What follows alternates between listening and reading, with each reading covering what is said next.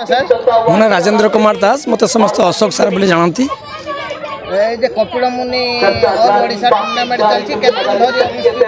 এটা 3 দিন ধরি হব 17, 18, 19 3 দিন ধরি হব। এটা 3 বর্ষ ধরি হেলানি।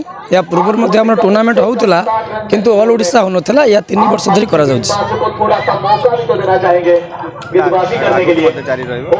एवं आगामी दिन निश्चित भाव में या अधिक उन्नत धरण करा आमर क्लब पिला जो Kapilmuni athletic club and philanthropy club अच्छी द्वारा जो करा बहुत आगू आगू जीव कारण आम समस्त सहयोग रही ग्रामवासी मान अतिथि मान सहयोग रही मुख्यतः मोर सान भाई लकी जे मुख्य ऑर्गेनाइजर अच्छी से सबू कथा समस्त को लेकिन बहुत सुंदर भाव में ऑर्गेनाइजिंग करुच्ची तार ऑर्गेनाइजिंग कैपेसिटी आज 3 वर्ष है बहुत सुंदर भाव में चलती तार बड़ भाई बा दादा हिसाब से निश्चित भाव में सहयोग करी जमी आहरी आम उन्नत धरण कर।